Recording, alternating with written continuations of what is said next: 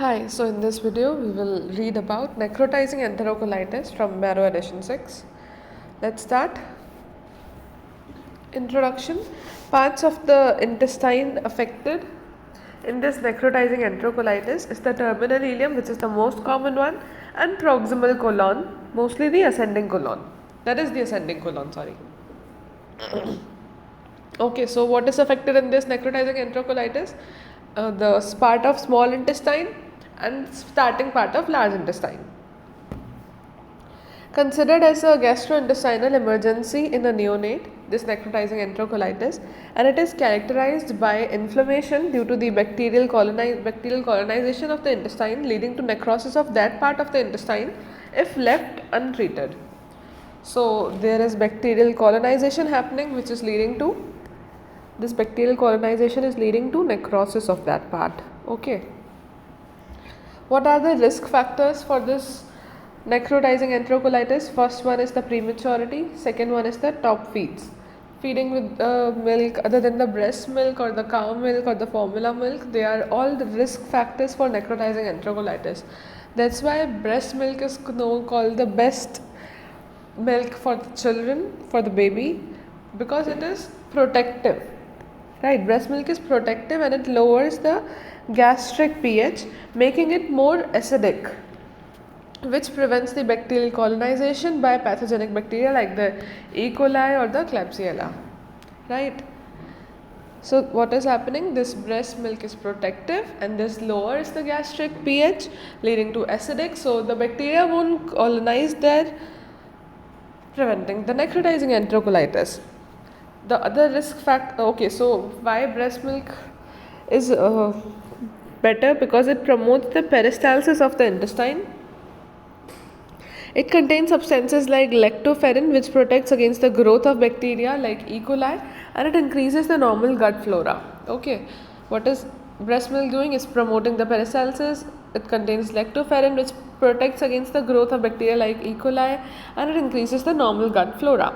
Other risk factors other than prematurity and top feeds for necrotizing enterocolitis are the birth asphyxia, maternal abuse of cocaine, and usage of the H2 blockers in the neonate. So we are not supposed to give H2 blockers because it will stop the acid production, which will promote the bacterial growth. So other risk factors are birth asphyxia, maternal abuse of cocaine, and usage of H2 blockers in neonates.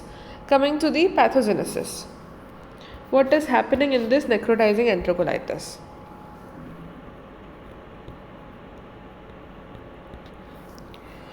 Due to prematurity, there will be immature GIT, okay, and top feeds will lead to bacterial colonization. Because there is immature GIT and the bacterial colonization, there will be inflammation, which will lead to necrosis. Also, due to asphyxia, there is vasoconstriction of the splanchnic vessels, which predisposes to necrosis, leading to necrotizing enterocolitis.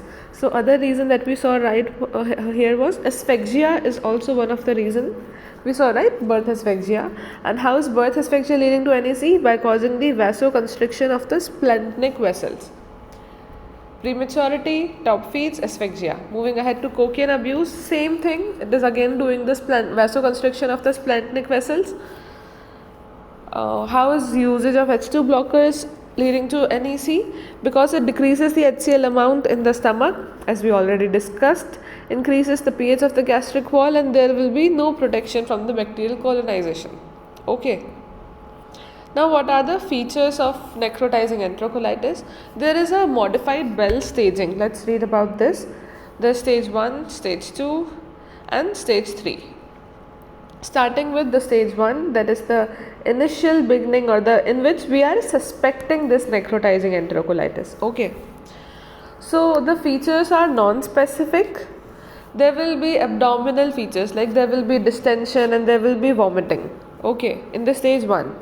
There will be what? When we have to suspect, there is distension, there is vomiting. There will be certain systemic manifestations like the fever, bradycardia or apnea. There is stage 1 is also divided into two. There is stage 1A and stage 1B. So in stage 1A, there is occult blood in the stool.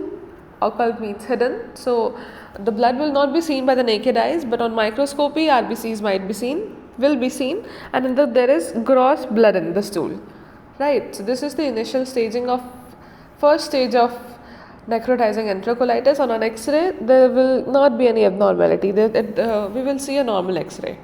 So what is happening in stage 1? The features are non-specific. There will be abdominal distension and vomiting. Systemic features might include fever, bradycardia or apnea. And on stool, if the blood is present and we can see it from the naked eyes, then we will call it stage 1B. And if there is occult blood seen on microscopy, then will be called stage 1A.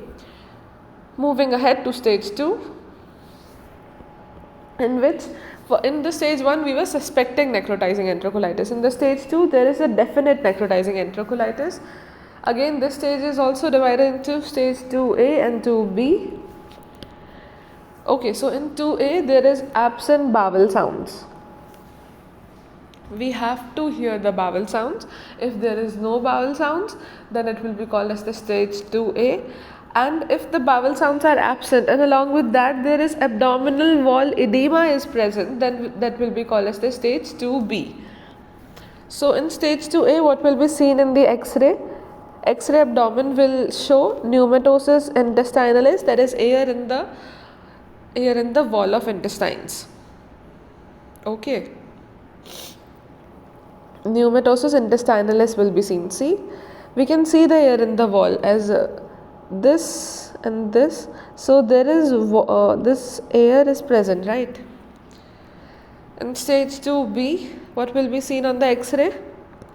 There will be pneumatosis portalis, that is air will be seen in the portal vein.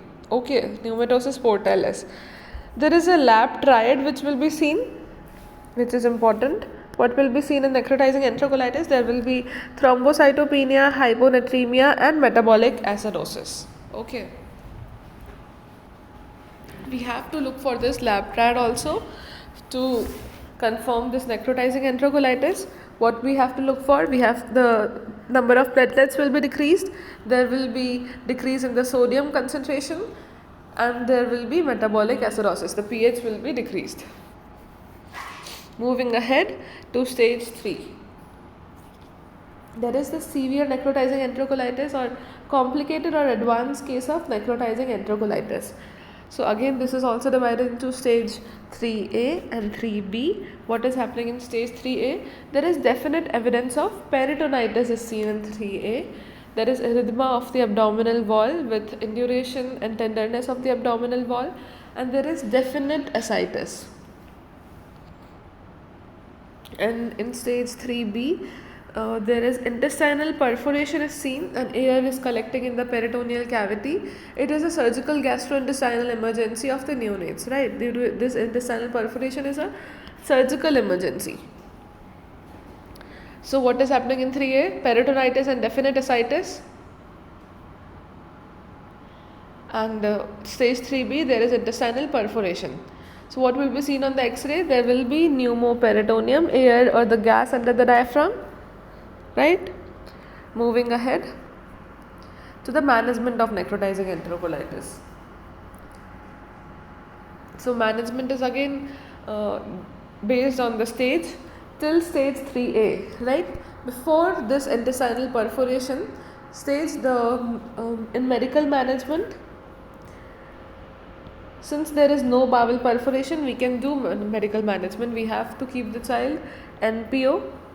We have to start the TPN, IV fluids with dextrose, that is total parenteral nutrition, and we have to start the IV antibiotics, ampicillin, penicillin group, gentamicin, metronidazole, anaerobic coverage. Right, ampicillin for the gram positive coverage, gentamicin for the gram negative, and metronidazole for the anaerobic coverage. The duration of antibiotics in stage 1A. What was the stage 1A? Even I forgot. Yeah, right. There was just non-specific. There was occult blood, right? And there was abdominal distension and fever, bradycardia, apnea, and occult blood was seen. So in that stage 1A, we have to continue the antibiotics for 3 days. In stage 1B for 7 to 10 days. In stage 1B, the blood was seen by the naked eyes, right? And in stage 2A, 2B, 3A, 14 days of antibiotics is required. So what is happening? What was happening on stage 2A? Let's first talk about the stage 3A. 3B, there was perforation. 3A, there was ascites and peritonitis, right? And in 2B and 2A. 2A, there was absent bowel sounds, and 2B, there was absent bowel sounds along with the abdominal wall edema. Okay, and there was also a lab triad present. So in all these stages, 2A, 2B, 3A, there was 14 days of antibiotics is required. In 3B, which is a surgical management because of the perforation, intestinal perforation, if the child is stable, if the baby is stable, then we can do the laparotomy, resection of the necrotized part followed by the anastomosis, and if baby is unstable, then we can perform the primary peritoneal drainage. When stabilized, then we can do the definitive surgical intervention.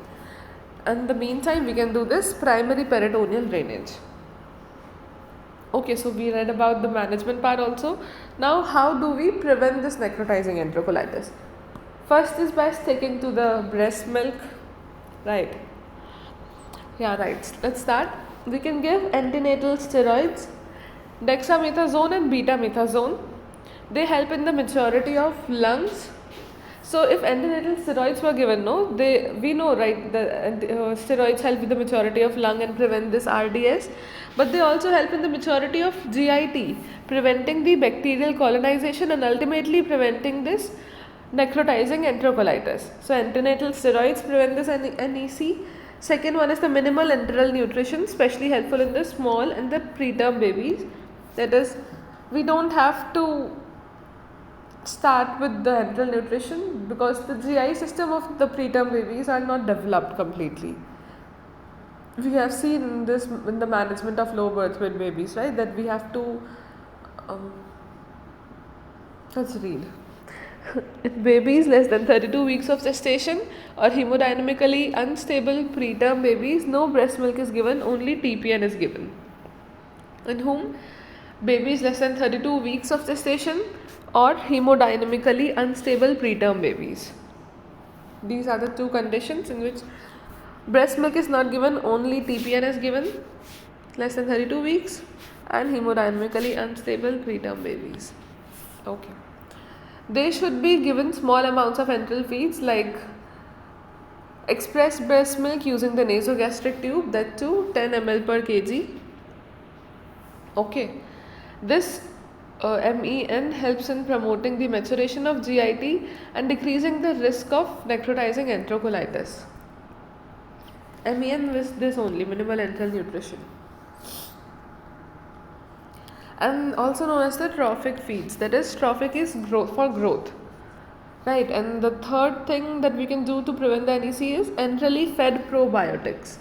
Normally gut flora like the lactobacillus and the bifidobacterium supplements, it's not supplements, I think, they prevent the colonization from the pathogens. So yeah, we can feed the baby probiotics. This was all about this necrotizing enterocolitis. Let's just go through it once. Terminal ileum in the proximal colon was most commonly affected. Terminal ileum is the most common part due to bacterial colonization. There is necrosis of a particular part. Risk factors are prematurity, top feeds, other than breast milk, birth asphyxia, maternal abuse of cocaine and H2 blockers.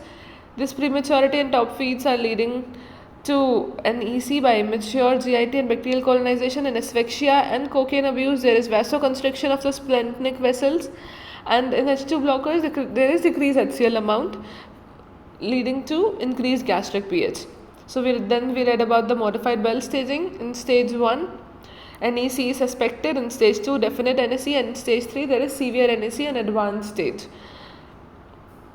Stage 1, it is 1A and 1B. Occult and gross blood is seen. In 2A, there is absent bowel sounds. In 2B, along with absent bowel sounds, there is abdominal wall edema. And on X-ray, there will be pneumatosis intestinalis or pneumatosis portalis seen. In stage 3A, there is peritonitis along with definitive ascites. And pneumoperitoneum is seen in the stage 3B. There is intestinal perforation. Management we saw. We have to keep Nilper oral, start with the TPN, IV antibiotics for the ampicillin, gentamicin and metronidazole in stage 1A 3 days of antibiotic, 1B 7 to 10 days, and stage 2A 2B 3A 14 days of antibiotics, and surgical management for the 3B. Prevention via the antenatal steroids, minimal enteral nutrition, enterally fed probiotics. So this was all about NEC. Thank you.